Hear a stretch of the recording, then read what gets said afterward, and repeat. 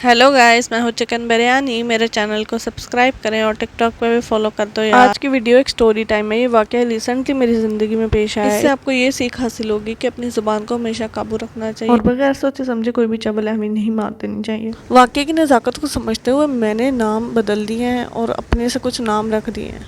चले हम story start करते हैं। इस स्टोरी की मेन कैरेक्टर का नाम है रानी। रानी एक दुकान में काम करती है। उस दुकान के मालिक का नाम है सेठ। सेठ अपनी दुकान और उसका हिसाब किताब जिसके हवाले करके क्या हुआ था उसका नाम है बाजी। दुकान में काम करने वाली कामवाली जो कि इस कहानी की विलन भी है उसका नाम है चुड़ैल। अब कहानी शुरू यहाँ से होती है कि रानी काम करती है सेठ की दुकान पे। सेठ की दुकान है एप्पल जूस की, तो ये समझ लो वहाँ फ्रेश एप्पल बहुत ज्यादा होते थे। सेठ था अमीर, उसने अपनी दुकान में लगाए हुए थे कैमरे जो कि चलते थे नेट से। पहले पहले तो सेठ बहुत दुकान पे ध्यान देता था, कैमरे देखता रहता था कि कहीं कुछ गड़बड़ तो नहीं हो। अब मसला ये है कि रानी दुकान में काम करती थी 5-6 घंटे।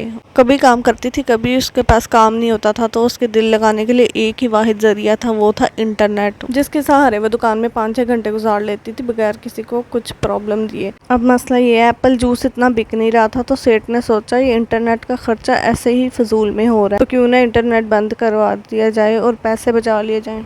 तो सेठ ने 2 महीने इंटरनेट का बिल नहीं दिया तो इंटरनेट बंद हो गया। रानी के होशो हवास उड़ गए क्योंकि उसका वहाँ पर वक्त गुजारना मुश्किल हो गया। और तो और सेठ ने भी दुकान पे ध्यान देना छोड़ दिया। महीना 2 महीने वो दुकान पे आता ही नहीं था।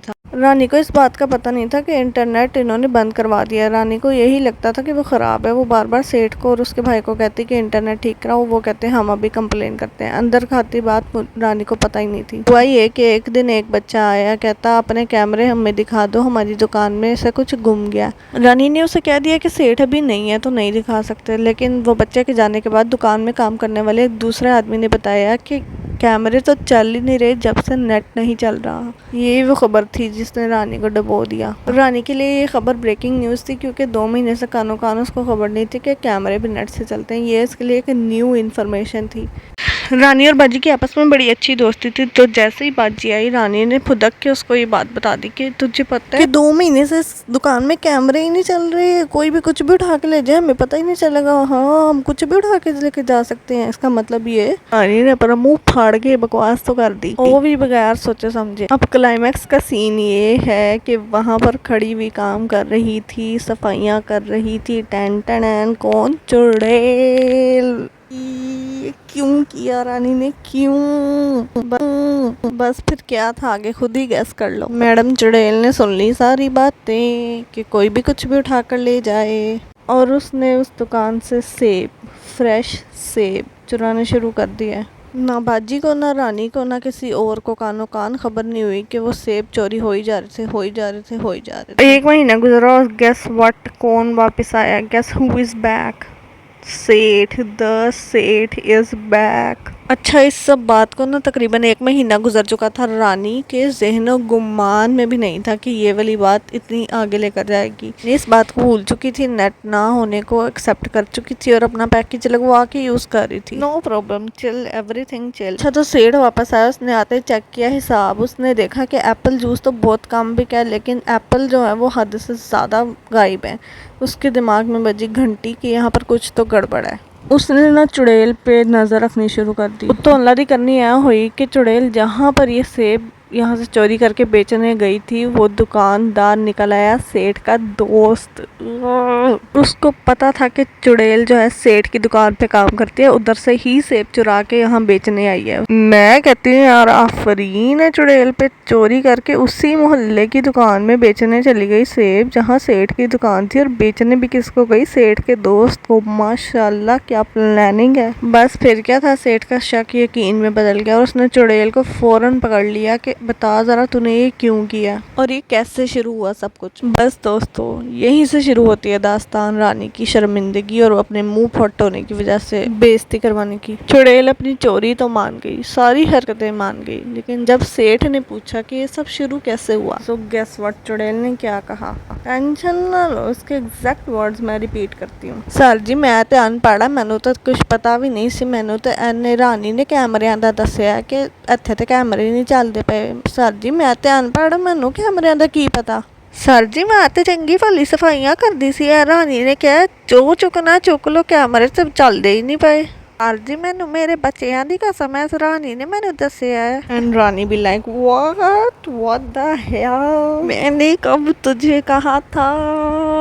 सर जी मैं झूठ नहीं बोलती, ਜਿਹੜੀ चोरी की मैं मन्नी है ना। ऐही कहती पई सी बाजी नू कि कैमरे नहीं लगे तो कोई भी कुछ भी चुक लवे। रानी भी लाइक या तुझे नहीं बाजी को कहा कि कैमरे नहीं लगे, तुझे पता है इस बात का। रानी ने बाजी को एक इन्फॉर्मेशन दी थी कि क्या तुझे पता है इस बात का।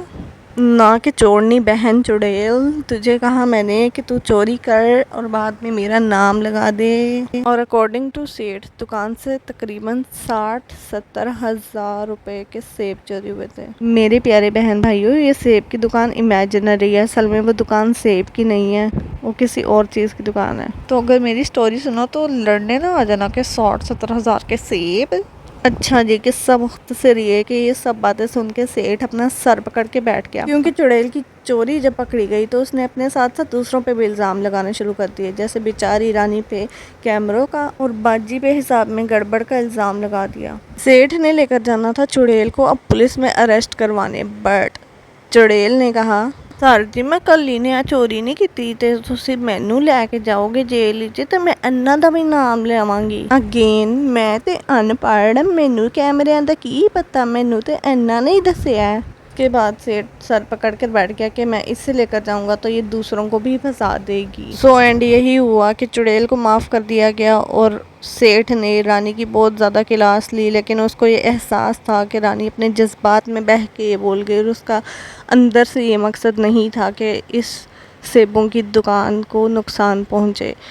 इन शॉर्ट सेठ ने रानी को भी माफ़ कर दिया और चुड़ैल को भी माफ़ कर दिया। अच्छा जी, एक मोस्ट इम्पॉर्टेंट तो मैं बताना ही भूल गई कि चुड़ैल ने ये कन्फेस किया कि रानी के कैमरों के बताने से 3 महीने पहले ही वो चोरियां कर रही है, लेकिन एंड टाइम पे उसने अपने आप को जेल जाने से बचाने के लिए रानी के ऊपर भी ब्लेम डाल दिया। प्यारे बच्चों, रानी की इस कहानी से यही साबित होता है कि खाया पिया कुछ नहीं, गिलास तोड़े बाराने। के रानी ने ना ही चुड़ैल से बात की, ना ही चुड़ैल को बताया, ना ही चुड़ैल को कहा कि चोरी करो, ना ही चुड़ैल से कहा कि उसका नाम दो। वो तो बाजी से सिर्फ एक न्यूज़ शेयर कर रही थी और ये बात कहाँ तक पहुँच गई, थाने तक।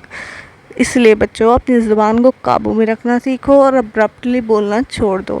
सोच समझ के बोलो कि किसके सामने क्या बात करनी है। अब चिकन बिरयानी जा रही है, मेरे चैनल को सब्सक्राइब करें और टिकटॉक पे भी फॉलो कर दो यार। बाय।